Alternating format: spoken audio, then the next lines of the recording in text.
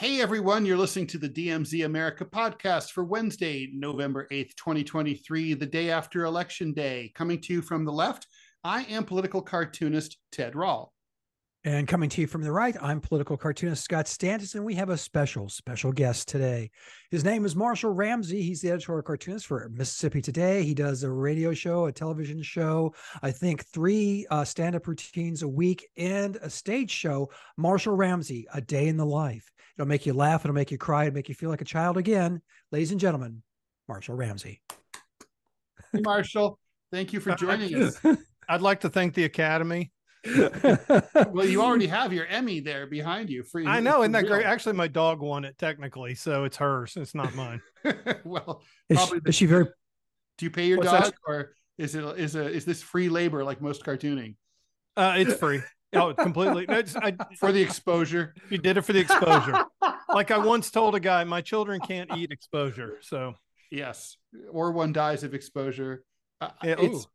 People. Yeah. I wish I could say I made that up, but I'm just stealing that. Like I steal most of my stuff. So yes. Guys, let's get into it. Obviously, yesterday was an off-year election. Not a lot of races, not a lot of contested races here in New York. I went to vote and it was all Democrat. You can choose any kind of Democrat you want as long as it's the Democratic nominee. There was no alternative whatsoever. I'm like, are we in Iraq under Saddam? What kind of election is this? But there were some notable races. I personally, as an Ohioan, was looking at the abortion and cannabis votes, both of which passed by landslide. I think it's fair to say 56% and 57% respectively on Ohio issue 1 and issue 2. Strong libertarian impulse there. Obviously, Ohio becomes the latest state to enshrine abortion rights into its state constitution following the overturning of Roe v. Wade. We also have a variety of Democrats sweeping judgeships. Glenn Youngkin was handed a rebuke in Virginia, where he basically tried a hostile takeover of the state house, totally failed. I guess the bright spot for Republicans was the Mississippi governor's race, which was expected to be a little closer than it was, but it was still pretty close. Brandon Presley, distant cousin of the king of rock and roll, he came in pretty close, but there was a third-party independent candidate who got like 1.5%, and that may have played a role there. I think the incumbent. I don't think so. You do the math. Do the math. It doesn't move because I think. Well, no, it doesn't. I mean, the math doesn't add up. But I tell you what, there was a couple of things about it. Number one, she had withdrawn from the race, but she had done it so late in the race that she was still on the ballot, so she wasn't even in the race at that point. And then on two, I think there was, and I'd heard from a lot of Republicans who were not fans of the current governor, who, like I said, he won. But we're not fans of him. So I think it was like a protest vote in a lot of them, because they just couldn't in their stomach and in their heart and their soul vote for a Democrat. So they voted for her on that. So I think that drove a little bit. I had said, Scott asked me about that. Who do I thought would win? And I'm terrible at picking elections. I mean, I've lived here 27 years and, okay. If you had taken both the candidates and flipped them and you put an R behind Brandon Presley's name, he probably would have gotten 60%. It's just the power of the R, on that. But I figured that Tate would probably win about 51%, and he ended up winning about 51.7 is the last time I saw, somewhere in that range. And that's right. But all the other statewide won with about 60%. So now, it was. Yeah. Why was Tate Reeves sort of in play in the first place? Why do people dislike him? Okay. He's been around. He's a known quantity. He's been around a long time. He was the first statewide elected official. He's actually younger than me. So he's 49 now. And he ran for treasurer a few years ago. He tutored under Haley Barbour's wing. And the thing about Haley Barbour and Haley Barbour's superpower is making relationships. Haley can schmooze you before he cuts your throat, right? As a politician and a tactician. Haley's probably one of those. He plays chess when most people plays checkers. Tate never quite got the relationship. Checkers. No, what he just honestly, he just doesn't have a terribly great personality type thing on that. And he also, but he's very good at fundraising and he's very good at power. So he can be vindictive. And so there was just a lot of people that did not like dealing with him on that. And you know, I mean, it's Chris Britt once told me you're only as good as your governor, and I have been blessed with 5 of the best governors in the time that I've been here to draw. And Tate's not best. Explain best. Huh? Best Explain, as in bad. No, as in no, as in seriously. Best to draw, not best to govern. When you have one walk past your office every day with a pistol on their hip walking their dog, yeah, that's pretty damn good stuff to draw about, you know. So I mean, you don't really have to work. Well, the other thing that, I mean, Marshall's being very kind and very politic in his very special and nice way, because Marshall's a nice guy. But Tate Reeves, thank you, Scott. I'd hug you if I could. That's not a very nice thing to say. Yeah. Sorry, but Tate Reeves, if you look at him, looks exactly like he actually had plastic surgery to purposefully look like Peter Griffin from The Family Guy.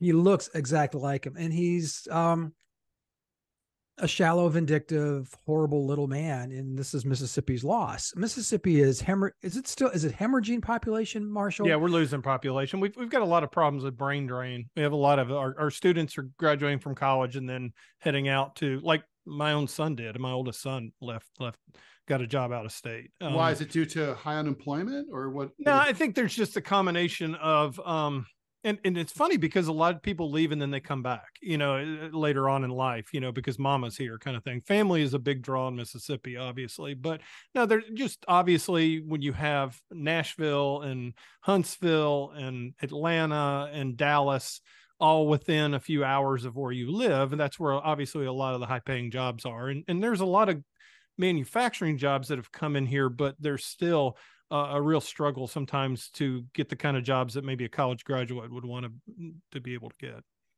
So what do we take away from, I mean, Mississippi, and Marshall we kind of walked over that, but it's important to note that the governor got just a little over 50% of the vote. Rest of the Republicans down ballot got 60% or more. Yeah. Does this vote, is that a testament to him or the weakness of the growing strength of a Democratic Party, or just that he was a weak candidate running against a guy whose last name was Presley? Number one, Brandon Presley ran as good a campaign as he possibly could have run. Democratic Party, you know, obviously, I'm trying to think when it really, Haley Barbour really drove a lot of it. The Republican Party started about the time really to grow about the time I came here in 96. Haley took it to another level because he could raise money and he could primary people, and because the governor in Mississippi is a very weak governor. Next to Texas, it's probably the second weakest in the country. But where your power is being, if you can raise money and if you put people on boards, you know, because you're in charge, you're of things like Medicaid and things like that. So you've got that power also. But over time, a lot of the white Democrats, you know, switch parties, you know, and that happened. Yeah. And so it's like most places in the South, that started happening as well. And people always get on to me like, why don't you draw more cartoons about Democrats? It's like, well, they don't have enough power to make coffee in Mississippi, you know, and especially in the legislature. So it's like, you know, you can only kick a down dog so many times. But the Republican, we strongly are one party state right now, and you know, so, but that said, within the Republican Party you have factions. So you have a lieutenant governor and a speaker who may necessarily did not get along with the governor, so that's where you get your intrigue. So I mean, yeah, the same thing happened here in Alabama, and the same thing is true. I mean, it's so funny being nailed as, you aren't much of a Republican. I said, I've been a Republican a hell of a lot longer than you have. Yeah. I've said that to lieutenant governors and governors here. The Democratic Party here in the state of Alabama, I'm not sure if Ted's aware of this, and I think the same is true or close to true in Mississippi. There is count him, one white Democrat in both houses of our legislature here in Alabama. It's obviously become a very racially divisive political construct. Yeah. Or her. I don't see how you looking at the picture. That's my caricature of the governor. Gotcha. Oh yeah, that makes him look better than he does. He's a doofus. I mean, come on. Okay, just throw it out there and leave it. You're there. not telling me. I mean, like I live with the guy literally, and he's in my state. So, but no, I mean, he does not like obviously cartoons being drawn about him. So, and that makes my job more fun. So a Republican, so could a Democrat win in Mississippi? I know one could not win statewide office here. 20 years ago, there was a Democratic. We had Ronnie Musgrove. Ronnie Musgrove was the last one. So, I mean, it's not that long ago. I mean, what was different about him? At that point that Northeast Mississippi has changed over from being a primarily Democratic stronghold area to being a Trump country. And that's near Tupelo, Mississippi. There's a lot of manufacturing, a lot of furniture manufacturing, but that all switched over.